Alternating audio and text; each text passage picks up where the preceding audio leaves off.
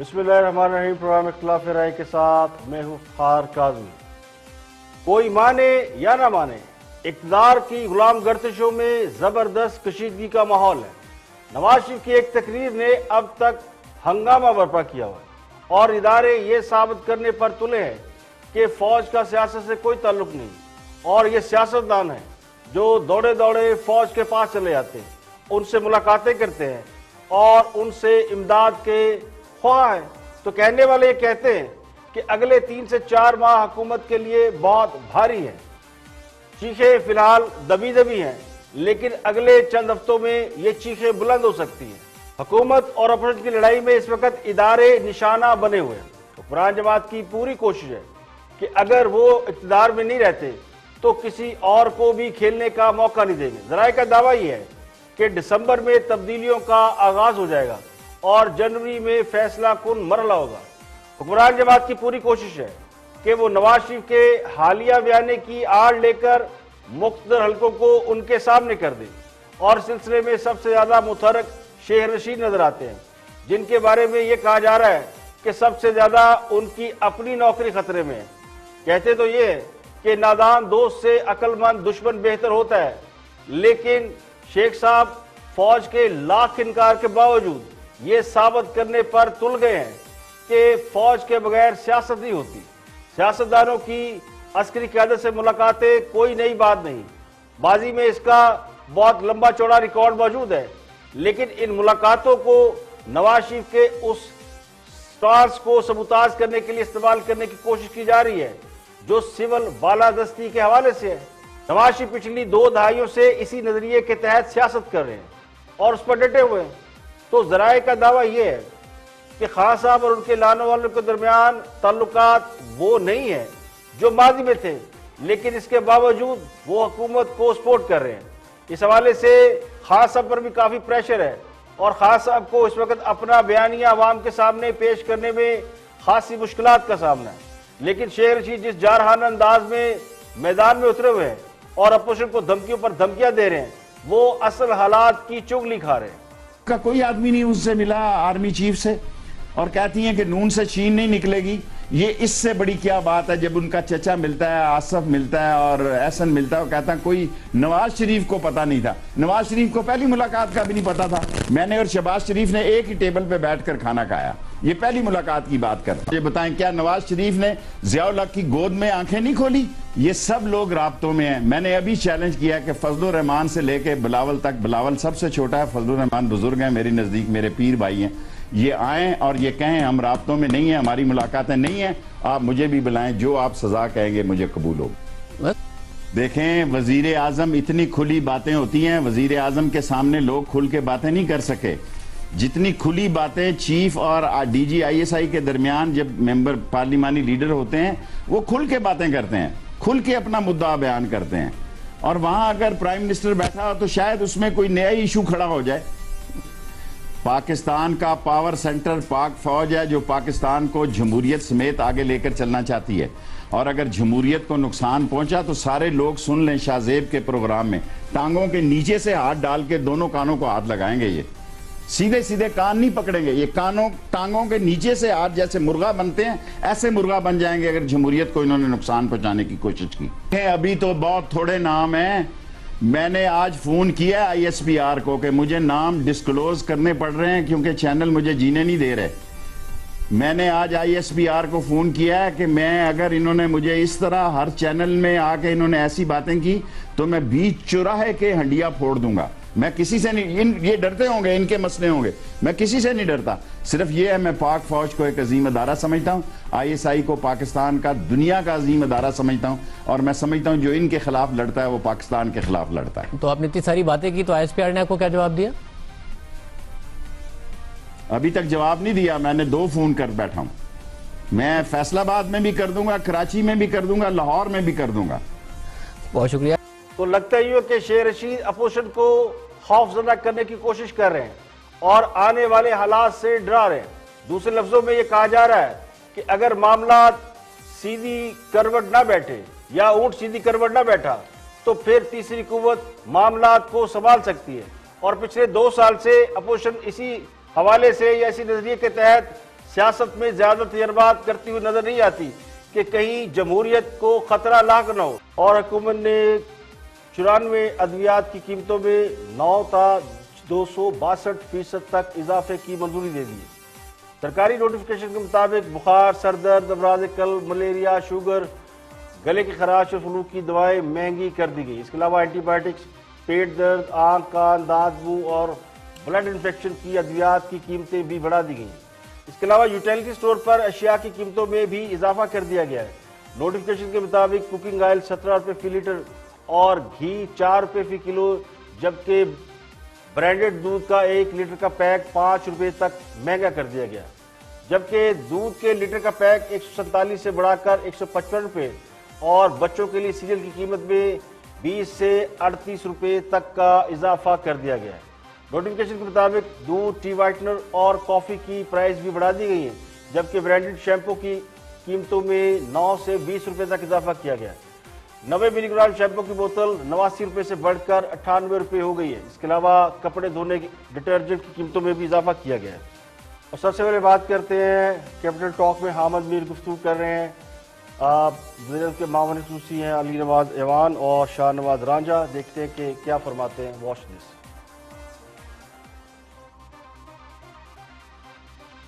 سر میں ان کو بڑے قابل احترام میرے کولیگ ہیں، میں گزارش کروں گا میں ان کو ایک بتا دوں کہ اس غلط فہمی سے نکل آئیں کہ ادارے جو ہیں وہ ان کے ساتھ ہیں۔ میں پھر ریپیٹ کر رہا ہوں، ادارے پاکستان کے ساتھ رہتے ہیں۔ آپ پولیس کی بات کر رہے ہیں؟ نہیں، میں ان کی میں جن اداروں کے اداروں نے یہ جو بیان دیا رانجھا صاحب، یہ دیکھ لیں کہ ہم پاکستان کی بھائی، گورنمنٹ کے ساتھ کھڑے ہیں۔ وہ کہتے ہیں بھائی ہم پاکستان کی سیاست سے ہمارا کوئی تعلق نہیں ہے۔ اچھی بات ہے نا، یہ تو بہت ہی اچھی بات ہے۔ وہی تو میں کہہ رہا ہوں، یہ یار میں پروگرام کی ابتدا سے کہہ رہا ہوں، چاہیے گورنمنٹ سیاست میں نہ گھسیٹے۔ یہ اداروں چودھری نثار اور شہباز شریف صاحب یہ کے بارے اداروں میں کیا کو تھا؟ ایک منٹ مجھے ختم کر رہے ہیں، یہ اداروں کو چپک رہے ہیں، ادارے اب ان سے تھک گئے۔ اچھا، انہوں نے آپ جس یہ طریقے سے بتائیں- گورننس کی ہے نا، ادارے اب قانون ہاتھ بھی لا رہے ہیں کہ بس بڑا ہو گیا۔ لیکن میرا خیال ہے کہ ادارے آپ سے بھی کوئی اتنے خوش تو نہیں، ہم سے نہ ہو، ہماری تو ایک ہسٹری ہے نا آپ کی، تو ہمارا مسئلہ ہو رہا ہے، لیکن جو انہوں آپ نے کی کیا ایک ہے ہسٹری ہے نا، جو سر اسلم بیگ سے شروع ہوتی ہے، آصف نواز پہ آتی ہے، جنرل کاکڑ پہ آتی سر، ہے، وہ کسی پھر نے کہا نا، جہانگیر کرامت پہ آتی ہے، پھر پرویز مشرف آتا ہے، پھر اس پہ رائل شریف وہ آتا ہے۔ کہتے ہیں نا، وہ ایک بات ہے، اس نے کہا جنیجو صاحب چڑیاں اتر رہے تھے چائنا سے، ایک جب بندے ان کو نے ہٹایا نا، نہیں گیا تھا ایک تو پیچھے نواز شریف صاحب تھے، پوری شرمانی اگر میرے خیال ہے شرمانی پہن کے کھڑے تھے، جنیجو نے پیچھے مڑ کے دیکھا کہ آپ ان کے عاشق آپ دونوں سے ہاتھ جوڑ کے گزارش ہے کہ اس بحث سے نکلے کہ کون ادارہ کس کے ساتھ ہے۔ میں یہ نہیں بات کر کر رہا رہا، کام میں کرنے کہہ رہا دیں۔ ادارے میں پاکستان ان کو کے بتا ساتھ رہا ہوں، ہیں، ادارے پاکستان کے اور ساتھ ہونا بھی چاہیے، ادارے ہونا پاکستان بھی کے چاہیے۔ ساتھ ان کو دیکھیے، پاکستان کی تاریخ اس بات کی گواہ ہے کہ ہمارے یہاں سیاسی تبدیلیوں میں سب سے اہم کردار ہمیشہ اداروں کا رہا ہے۔ اس کے بعد عوام کی باری آتی ہے، اس کے بعد ووٹ کا نمبر آتا ہے۔ اقتدار کی غلام گردشوں میں اداروں کے ایک دوسرے سے معاملات پر اور مداخلت پر ہمیشہ سوال اٹھایا جاتا ہے۔ اب اسے بدقسمتی سمجھ لیں، اعتماد کا فقدان کہہ لیں، ایک دوسرے پر بلا وجہ شک کرنے کی عادت کہہ لیں، یا الزام تراشی کا شوق یا عادت سمجھ لیں۔ اصل جھگڑا یہی ہے جس کی وجہ سے ملک ہمیشہ سیاسی عدم استحکام کا شکار رہتا ہے۔ دنیا کے کسی ملک میں جہاں سیاسی عدم استحکام ہو، چاہے وہاں جمہوری نظام ہو یا بادشاہت ہو، اگر سیاسی عدم استحکام ہے تو ملک بھی عدم استحکام کا شکار رہتا ہے۔ ایسے حالات میں نہ ملک ترقی کرتے ہیں نہ عوام ترقی کر سکتے ہیں۔ لوٹ کھسوٹ، چور بازاری کا راج ہوتا ہے اور نظام کرپٹ لوگوں کے ہاتھوں میں چلا جاتا ہے۔ تو تھرڈ ورلڈ کنٹریز ان مسائل کا ہمیشہ سے شکار رہتے ہیں۔ اب جو ملک ان جھگڑوں سے نکل گئے ہیں وہ ترقی کی راہ پر گامزن ہیں۔ اگر آپ آس پاس نظر دوڑائیں اپنے ہمسایہ ممالک میں تو چائنا اس کی مثال ہے، بھارت اس کی مثال ہے۔ انڈیا میں بھی کرپشن کا بہت شور ہے، لیکن اس کے باوجود ترقی کی رفتار ہم سے کہیں زیادہ ہے۔ ادارے اپنا اپنا کام کرتے ہیں، لیکن ہمارے یہاں بدقسمتی سے کئی بار اداروں کے اختیارات پر بات تو ہوتی ہے، لیکن مسئلہ صرف اداروں کا نہیں ہے، ان اداروں کو چلانے والی شخصیات کا ہے۔ چونکہ ادارے اپنے سربراہان کے ماتحت چلتے ہیں۔ یہ الگ بات ہے کہ اگر اداروں کے سربراہان کبھی کبھی توازن برقرار نہیں رکھتے اور ان کا ایک طرف جھکاؤ جب واضح طور پر نظر آتا ہے، جس کی وجہ سے معاملات خود بخود مثبت ہونے کی بجائے منقسم اور منفی ہوتے چلے جاتے ہیں.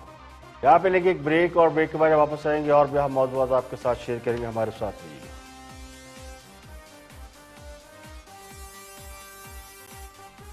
Welcome back. آپ دیکھ رہے ہیں پروگرام اختلاف رائے اور میں افتخار کاظمی. بریک کے بعد حاضر خدمت ہے. کچھ دوستوں کی بات کرتے ہیں, ان کے پاس بھی اس حوالے سے کچھ خبریں, دیکھتے ہیں کیا فرماتے ہیں ہمارے دوست.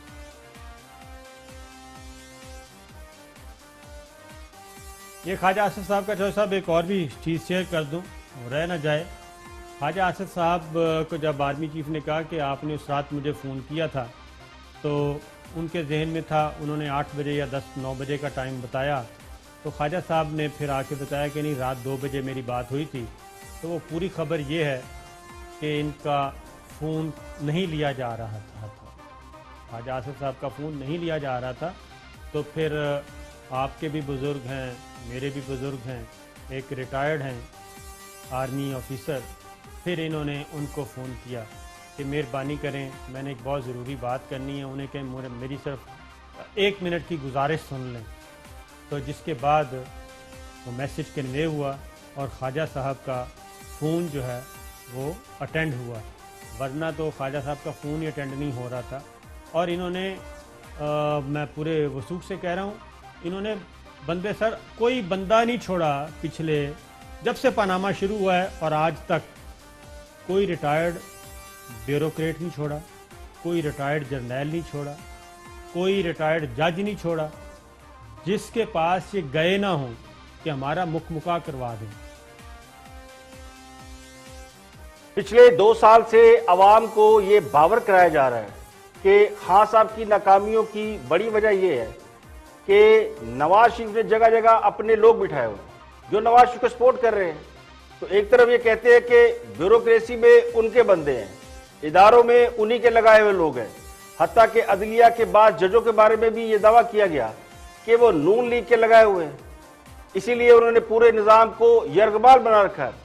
اور دوسری طرف اب یہ بیانیہ ہے کہ نون لیگ ریٹائرڈ جرنیلوں کی منتیں کر رہی ہے, ریٹائرڈ ججوں کی منتیں کر رہی ہے کہ انہیں ان کا مکہ کر دیا جائے. تو دراصل اپنی باتوں کو نگیٹ کر رہے ہیں کہ نظام کو یرغمال بنا لیا گیا تھا. نظام اگر یرغمال بنایا گیا ہوتا یا یرغمال ہوتا تو پچھلے 30 سال حکمرانی کرنے والے لوگ در بدر نہ ہوتے. تو تضاد بیانی دراصل اس پروپیگنڈے کو بیان کر رہی ہے جو یہ حکومت کے سیاسی مخالفین کو بدنام کرنے کے لیے کرتے ہیں. اور بابر وان گفتگو کر رہے ہیں آن دی فرنٹ میں وزیر اعظم کے مشیر برائے پارلیمانی امور اور قانون کے مشیر ہیں. دیکھتے ہیں کہ وہ کیا فرماتے ہیں, ان کا موضوع سخن کیا ہے.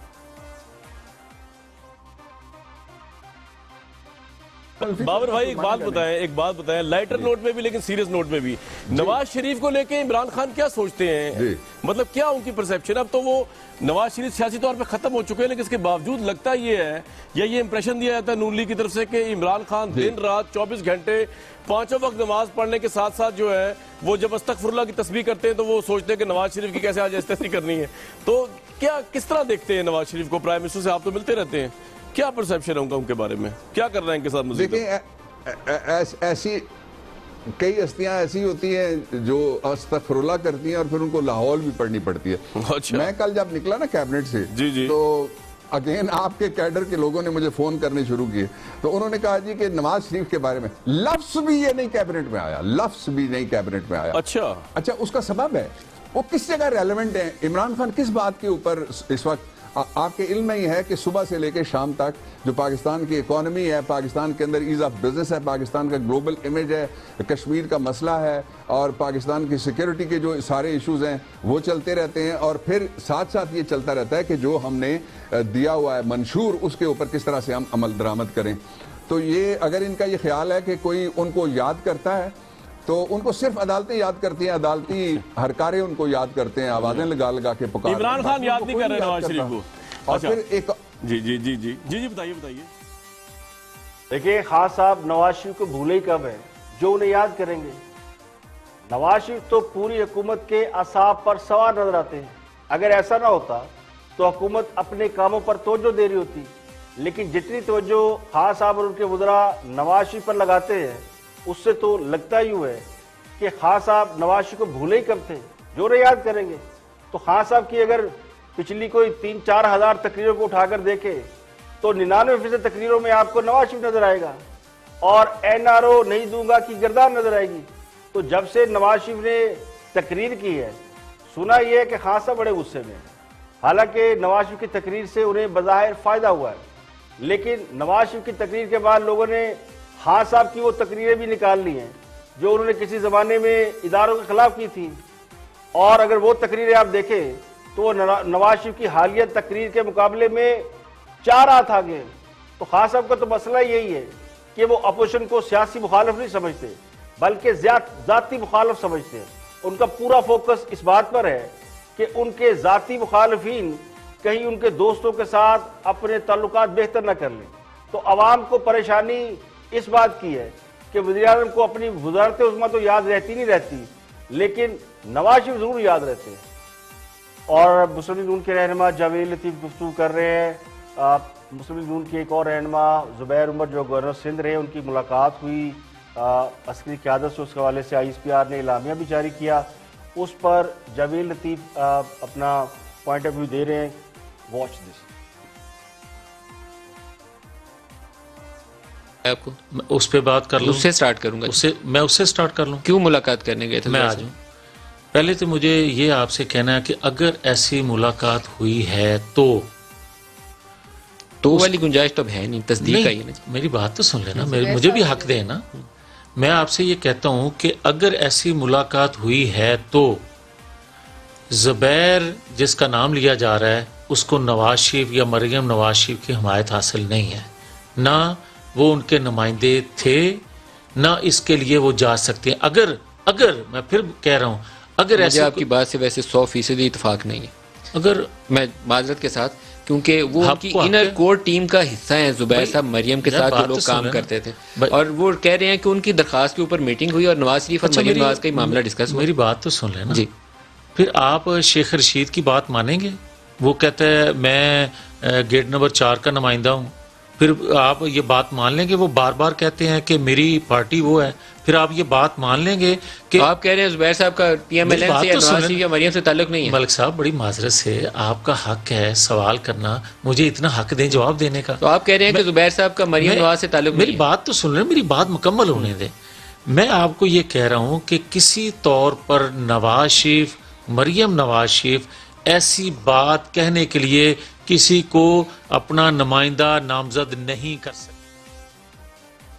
देखिए, हाथियों की लड़ाई में नुकसान हमेशा घास का होता है। साबिक गवर्नर सिंध मोहम्मद ज़ुबैर की अस्करी क़यादत से मुलाकातों और सियासी मामलात के हवाले से खबरों से ये तासुर पैदा हो रहा है कि मुस्लिम लीग नून अस्करी क़यादत से रिलीफ के लिए मुलाकातें कर रही थी। अब हकीकत यह है कि ज़ुबैर उमर जो खुद एक साबिक जर्नैल के साहबजादे हैं और आर्मी चीफ से उनके पुराने मुरासम हैं, उनकी आर्मी चीफ तक रसाई दूसरे लोगों की निस्बत ज़्यादा आसान है क्योंकि उनका बैकग्राउंड आर्मी रिलेटेड है। तो मुस्लिम लीग नून इस बात से तो इनकार कर नहीं सकती कि ज़ुबैर उमर की आर्मी चीफ और DG ISI से मुलाकात नहीं हुई। अब उस पर जितनी मर्जी वजाहतें दी जाए उसको डिफेंड नहीं किया जा सकता। ये मुलाकातें ज़ाती नोयत की थी या उन्हें मुस्लिम लीग नून की क़यादत की तरफ से पैगाम रसानी के लिए इस्तेमाल किया गया, किसी भी हवाले से मुलाकातें थी। इस किस्म के मामला हमेशा पसे पर्दा चलते हैं। 2014 में जब खान साहब ने धरना दिया था तो उस वक्त उनके साथ भी लोग पैगाम रसानी करते थे और मुख्तलिफ हल्के करते थे। तो तारुल कादिर खुद इसका इंकिशाफ कर चुके हैं कि उनसे कौन सा अफसर मिलता रहता था। तो अब आसान सी बात है, अगर ज़ुबैर उमर ने ये मुलाकात क़यादत की मर्जी के बगैर की है तो फिर पार्टी क़यादत उसका नोटिस लेकर उनसे जवाब मांगेगी। डिसिप्लिन की खिलाफ वर्जी पर उन्हें नोटिस जारी हो सकता है, उनकी मेंबरशिप मुअत्तल हो सकती है।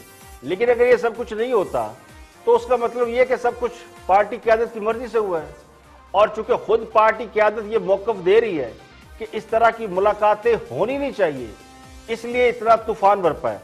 अब इसमें खुद ज़ुबैर उमर ने शाहज़ब खानज़ादा से गुफ्तगू करते हुए इस मुलाकात के बारे में जो उन्होंने अपना पॉइंट ऑफ व्यू दिया वो भी आपको दिखाते हैं। मुलाकात में जाके ये कहा कि मरियम नवाज ने ये पैगाम दिया है कि मेरी आपसे कोई लड़ाई नहीं है, मैं अपने वालिद का दिफा कर रही हूं। نہیں ایسا نہیں تھا. مریم نواز کے حوالے سے میں نے یہ بالکل بھی نہیں کہا کہ مریم نواز نے یہ کہا ہے. میں نے یہ صرف کہا تھا کہ مریم نواز جو ہے کوئی بھی بیٹی ہوگی وہ اپنے باپ کے ساتھ کھڑی ہوگی. یہ میں نے نہیں کہا کہ یہ مریم نواز نے آپ کے لیے کہا ہے. دوسری بات 9% پچھلے 2 سال میں نے اٹینڈ کیے ہیں. میں ان کے ساتھ ملاقات بھی کرتا ہوں, میٹنگز بھی کرتا ہوں, اور اس کو جوڑنا تو میرا خیال ہے بالکل ہی ایک عجیب سی بات ہے کہ جی کبھی نہ کبھی آپ کہتے ہیں کہ اس سے بعد ہوئی تھی یا اس سے پہلے ہوئی تھی. Maryam Nawaz did not request me to meet the army chief. Mian Nawaz Sharif اور Mian Shehbaz Sharif did not request me to meet army chief. That is on record. مگر کیا ان دو شاہزیب یہ بڑا امپورٹنٹ ہے. جب سلام دعا کے بعد جب بیٹھے تو میں نے ان کو بالکل کلیئر ورڈز میں یہ کہا کہ میں یہاں کوئی ریلیف نہیں لینے آیا, نہ ہی پرسنل, میرا تو اللہ کا شکر ہے کوئی ایسا ایشو چل ہی نہیں رہا پرسنل, نہ ہی کوئی پارٹی کے لیڈر کا, نہ شہباز شریف صاحب کا, نہ مریم نواز کا, نہ میاں نواز شریف کا, اور مجھے کسی نے نہیں بھیجا. یہ 2 چیزیں میں نے بڑے کلیئرلی بتائیں اور ریپیٹڈلی بتائیں کہ میں کوئی ریلیف نہیں لینے آیا. اور زیادہ جو ڈسکشن تھی وہ معیشت کے حوالے سے تھی اور میرا ان پٹ. یہاں پہ لیں گے ایک بریک, اور بریک کے بعد واپس آئیں گے اور بھی ہم موضوعات آپ کے ساتھ شیئر کریں گے.